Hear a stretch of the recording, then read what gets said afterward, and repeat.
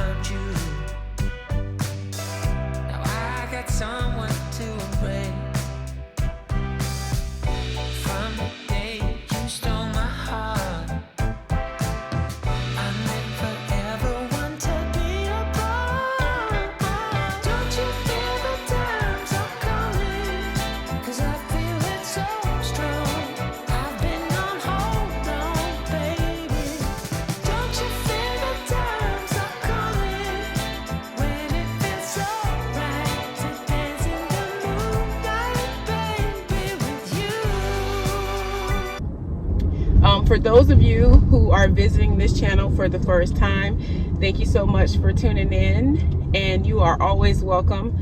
Please go back and review some old videos that I've done where you will learn a lot about me, my family, my children. There's a lot of content on this channel ready for you to view. So I got a number of questions today that I definitely want to address. And I just want to start by saying thank you for entrusting me with sharing some of your personal stories. I was expecting to get a lot of questions that pretty much dealt with me and different things you want to know about me. But it sounds like there's a lot that's going on with you in your own personal lives, and you're looking for feedback from me about all these things. And so I want to just say thank you again for entrusting me with some really personal information and welcoming feedback from me and valuing the feedback. So thank you for doing that. I will start with just some trivial questions that I got. This one is coming from Facebook, and the person wanted to know, does being married to a Nigerian man require you to give up your American life? And to that question, I have to answer no. Really, marriage is a compromise. When you are dating someone who is not a part of your or from your culture, these are the types of conversations you will have if you're looking to marry and you're moving towards marriage. You will want to ask questions about, living, lifestyle, and what the future might look like for the two of you should you decide to be serious and commit to another in a real way. So it doesn't require you to give up anything about your lifestyle or culture unless that's what you just decide to do. For us, we have pretty much enmeshed the two in a way, in that I don't really have any set standards that we absolutely must live by. We are in the early stages of our marriage still, in that we've been married under 5 years. And so there's a lot of things that we're still trying to figure out with our marriage. But for the most part, we have a really good mesh of Nigerian and American living. And a large part of that is because we live in America, of course, but also because we live in an area where my husband has a lot of friends and family, and there is such a mix of culture here in the tri-state area. If you live in New York, New Jersey, Connecticut, DC, Maryland, Houston, Atlanta, Maryland and Virginia, I believe Maryland more so than Virginia. But I'm saying all that to say, if you live in those pockets of the country, it's far more likely that you will have a good mix of Nigerian culture and American culture in your lifestyle and in your living. I think you've all seen me go grocery shopping before, and so I go to all the typical supermarkets that Americans would shop in, but we also go to the African markets, and we go to fish markets and places that a lot of immigrants would choose to shop at because of the quality of some of the ingredients, and or just how much more easier it is to find a great mix of things that you want, so that you're not going to 5 to 10 stores to do all of your shopping for your household, if that makes sense. So I think that with watching everything on this channel, you will learn by and by that our marriage is definitely a mix, because you'll see us go to American parties, Nigerian parties. We eat all sorts of types of food. We listen to different types of music. And even from the very beginning, our wedding was set with that sort of foundation that we want to embrace both cultures. So that's that. So our next question after my pit stop was from a viewer who is dating a Nigerian man. She's been dating him for a few months now. She likes him, but she says that he lacks motivation, and she is a go-getter. And she's just shocked because this person is Nigerian, and she always thought that Nigerian men at least were the exact opposite of what this guy seems to be portraying. He is someone who, I guess, doesn't want to be as ambitious as she is, and it's a concern for her. She wants to know, should she stick around and push him, or should she get out of Dodge? Okay, Eva wants to know much. Okay, here. So my issue with this is that you can't push someone to do something they don't want to do. It's like if he already doesn't have it in his heart, his spirit, his mind, and his energy to go after something that he wants, then it's not going to happen. It reminds me of, you know, the stages of change that we learn in grad school, that you cannot get someone to do something that you think is good for them or that you know is best for them if they are not willing to change. So I think the best thing for you to do is to have a conversation with him about it. Talk about your goals. You know, don't come down so heavy because you're only dating. You're very early in your dating phase. He doesn't owe you anything really other than just a nice time on a date night. So at this point, the only thing that you really can ask without seeming a little bit overbearing or too forward or something is just to engage him in conversation about his goals. What, you know, just ask him the questions. You know, what are you working on right now? Where do you see yourself from a year from now, 5 years from now, 10 years from now? Like what's on your bucket list for, you know, your career? Like just different questions that would push anyone to think about what they're doing right now with their lives and where they hope to be. So I hope those questions will help you while you're dating and help you ultimately decide whether to stay or go. But the truth is that if he wants to change, he has to be the one to take the initiative and try to really figure out what he wants with his life. But maybe you bringing up that conversation will start his wheels spinning, and he'll start to think about things like that in that way. So I hope that helps you. But at the end of the day, if he's a lazy, no good for nothing, ... you are wasting your time. So I hope you don't waste too much time trying to figure out if this is the right person. Hopefully you can get on the right path, on a good path for yourself, or just get out of Dodge. So that is my answer to that question. Someone asked me how I'm doing with being a mother of 2 under 3. And when I have to tell you guys, the struggle is real.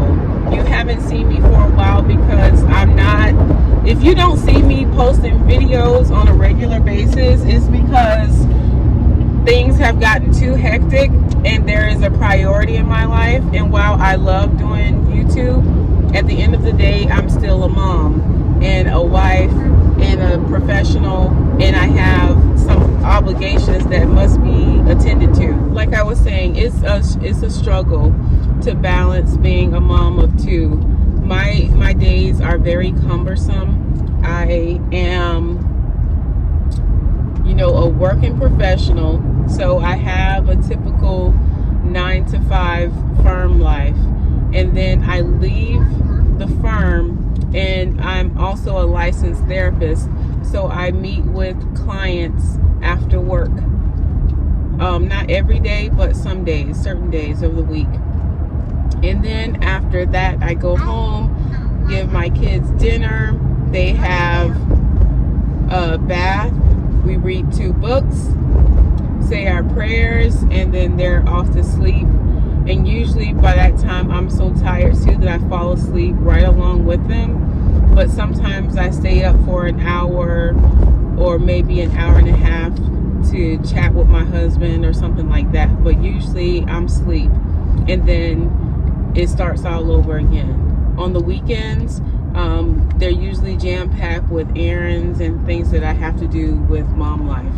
So it's very busy, and Ayo is at a stage right now where he is about ready to walk. He's very active. He's fighting Iwa. He loves to eat food. So if there's any food around that's being held by anyone, trust and believe my son will come to greet you and finish whatever it is you have. That's what we call him, the finisher. He is the finisher in our family. So that's that. So that's how I'm doing. It's been tough, if I'm being completely honest. It's been tough. This time last year, I was heavily pregnant, and I wasn't sure what life would look like with 2 children, but it is no joke.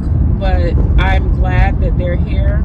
I'm happy with the children God has given to us, and I'm enjoying being a mom. When I went away to Florida, I didn't vlog a whole lot, but one of my mentors told me that one thing that she regret is not enjoying her children when they were really young, like preschool age, as much as she should have. She was too busy hustling, her and her husband just trying to live life, hold down the fort, take care of the kids, that she didn't take the time to really enjoy them. And so that's what I'm doing and strategically trying to do. So the trip to Disney, the time away in Florida with my family when I had absolutely no agenda was purposeful, because I don't want life to flash by and then I have no memories with my children when they were young, because I was too busy doing A, B, C, and D. A lot of people do that, and they're hustling, and that's their way of explaining away why they weren't present for certain things. But I don't want that for my children. So that's why I'm being very strategic about the time that I spend with them, and also the work that I do.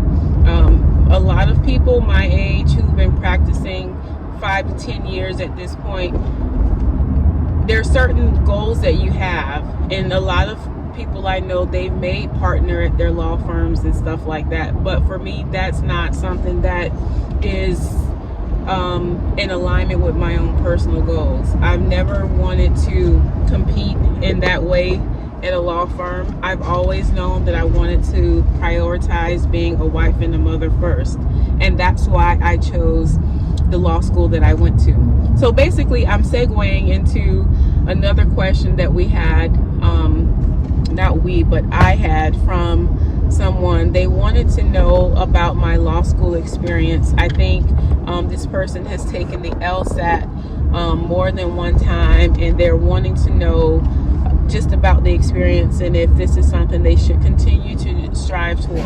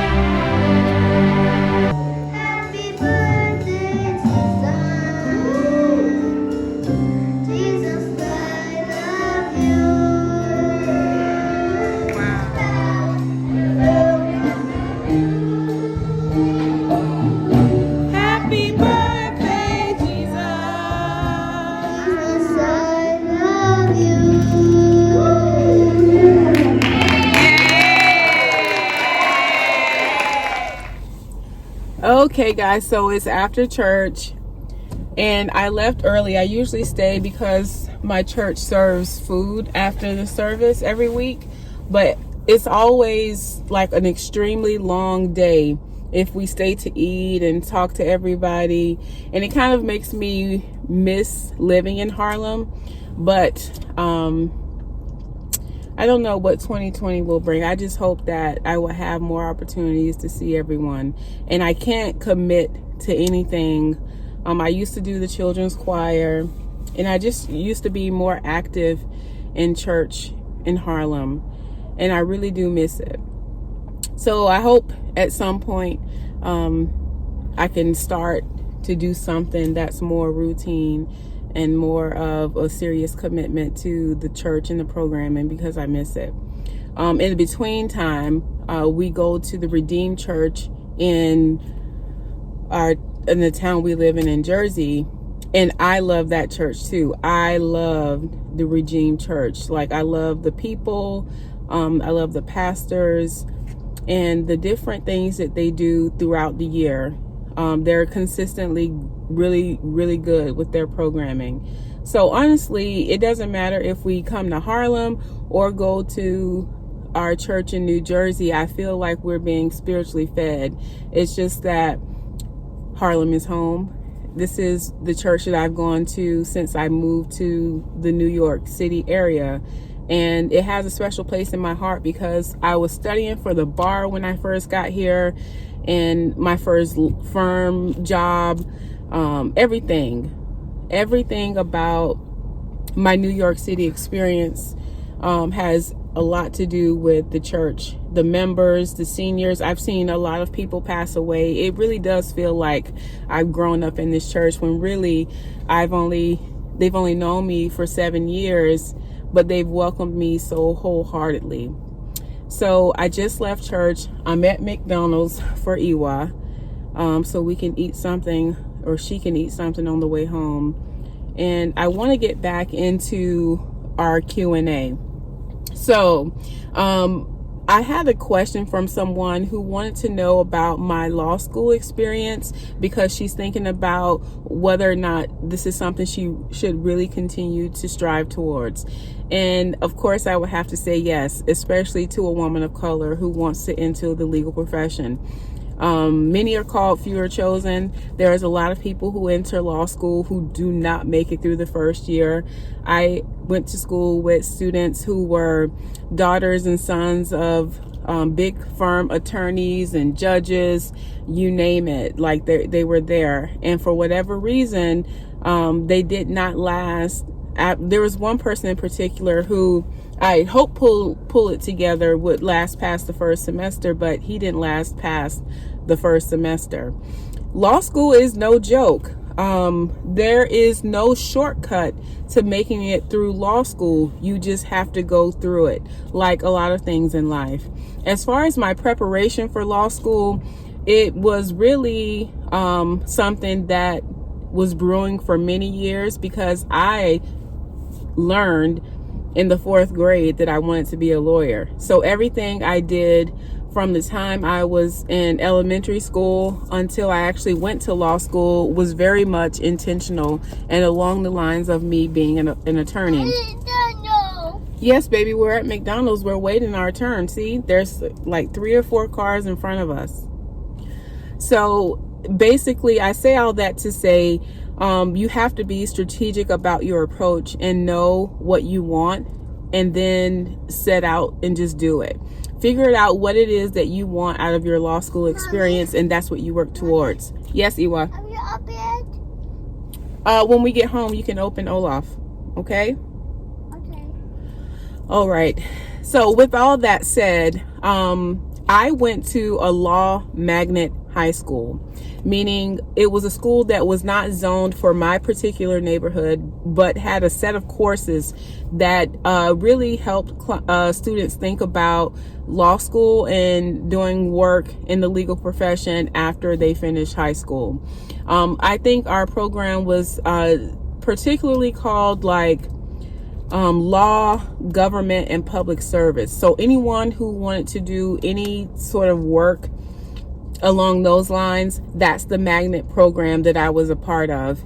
My classes covered criminal law. We talked about business law and civil law.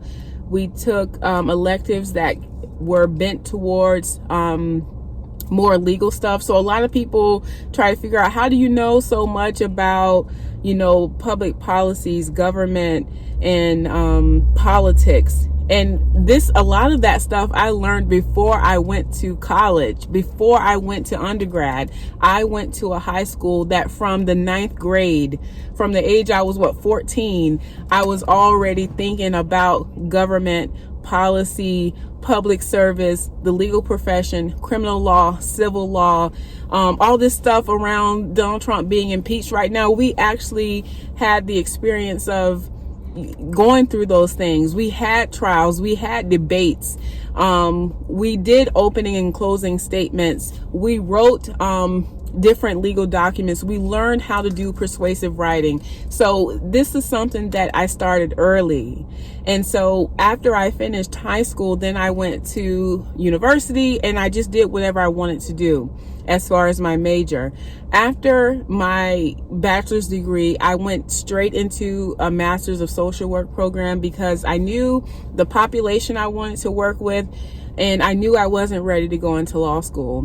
Why? Because law school, like I said, is no joke. You cannot play around. It's a lot of money. If you don't have, the type of family that can pay for your education outright, you're going to leave law school with 6-figure debt. So you can't play around. Is essentially what I'm saying. You have to be strategic, and you have to be serious, and you have to be ready. I knew that at the age of 22, I was not ready to sit in the law library and read Latin and try to case brief. I knew that about myself. So I went into an MSW program at the age of 22 and came out at 24.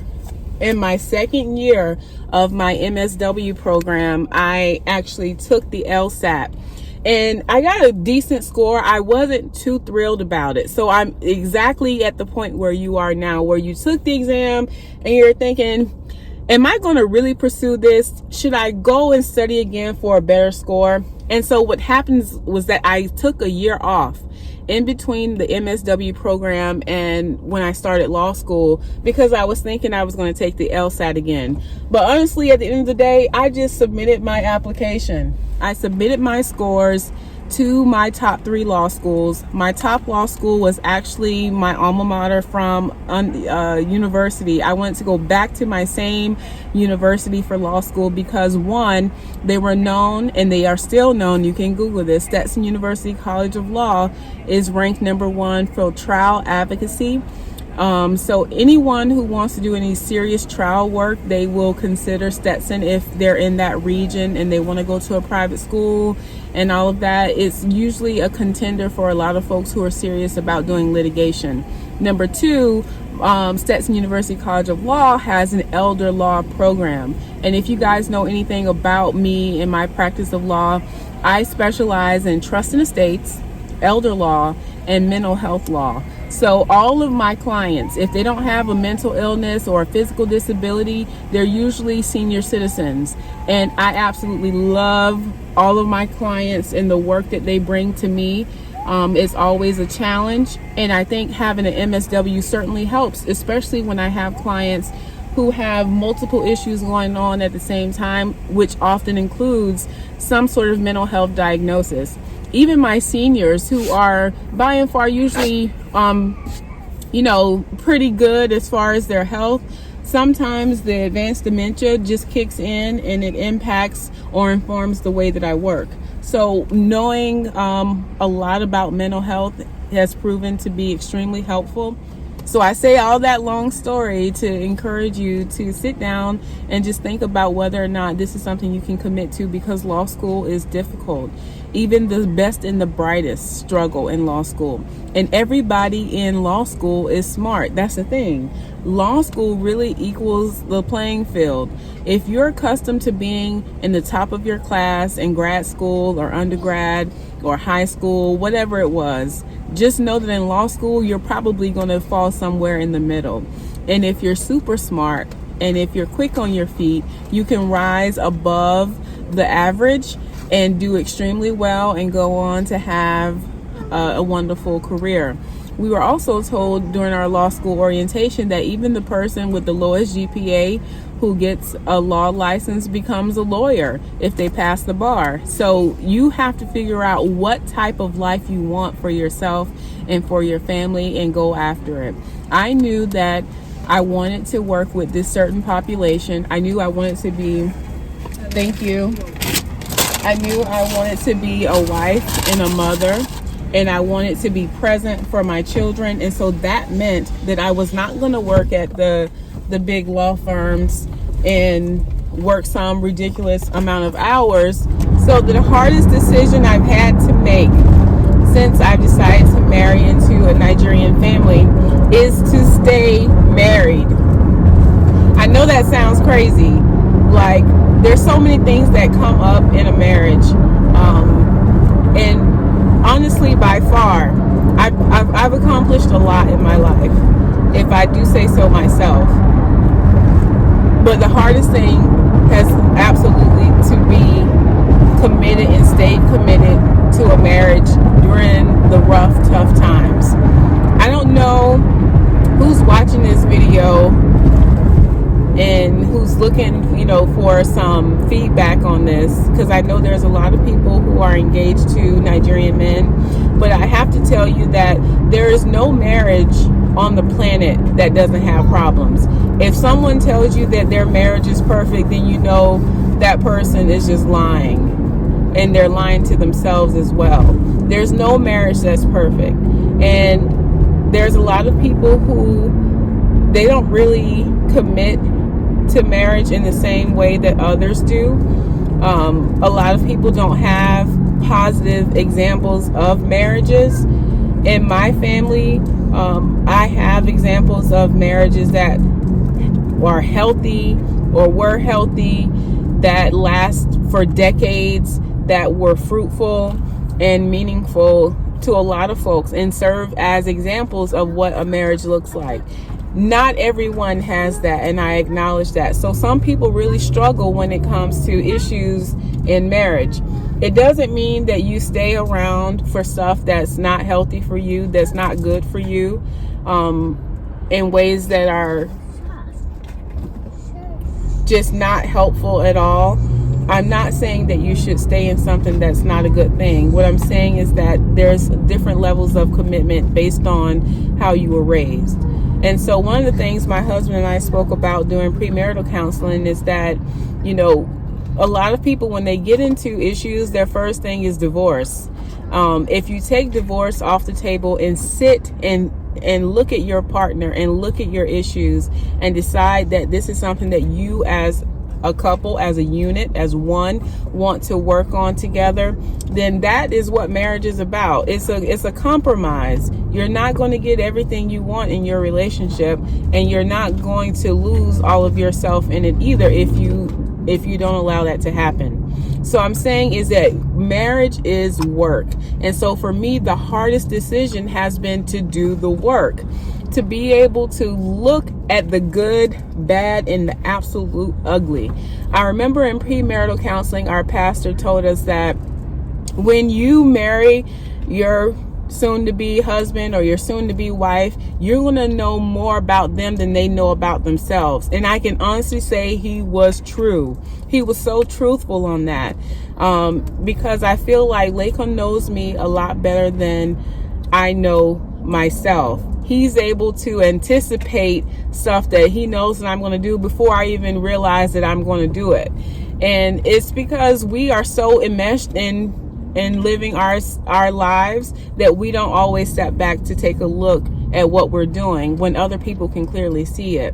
And that has been the struggle for us, is trying to figure out, are we committed to this marriage? Are we going to do the work? What does the work look like? And are we going to see it through to the end? That's a hard decision to make when you're having such an emotional time and you're really upset about something that's happening in a marriage.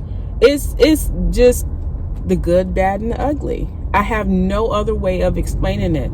And if you come from a place where you believe in God, then you will lean heavily on God's promises. And the pastor said a lot today that I felt like it was right on time for a lot of the stuff that I need to hear in my life, not just in our marriage, but just in everything that I'm trying to do with my life and my career. He said, that relationships and the issues that people have is really a spiritual warfare going on. And we all know that.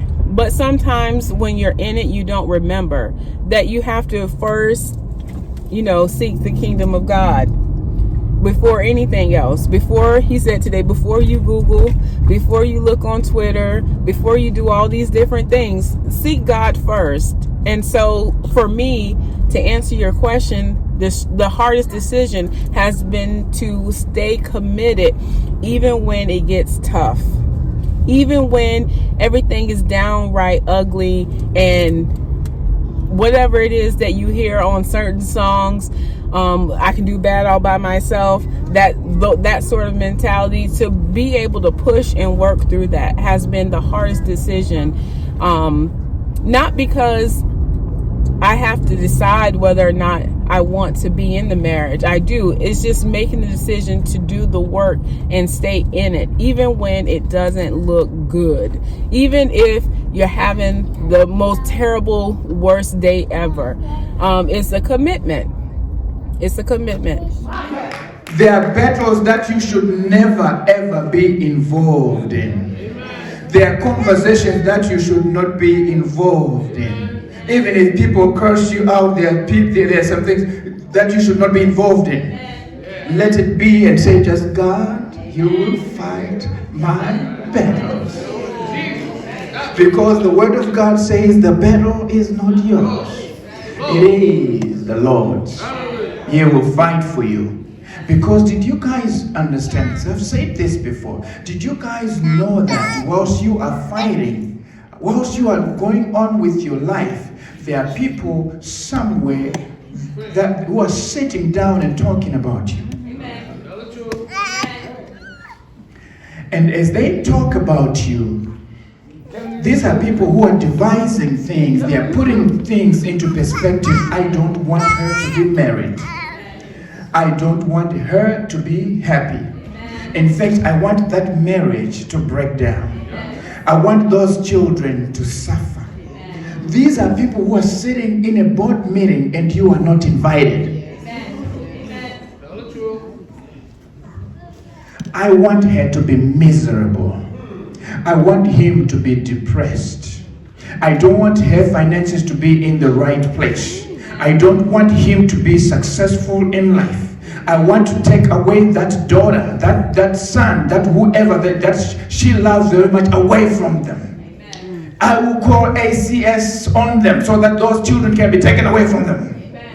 There are people who are sitting in a boardroom talking about you, devising plans to take away the joy that God has given you. And you are not invited to the meeting. You can't even defend yourself.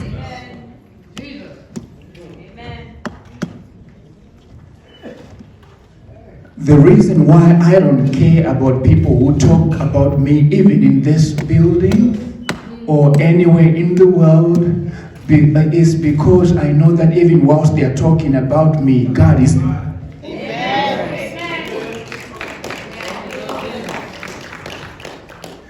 I don't even need to know the details. I don't have time for it.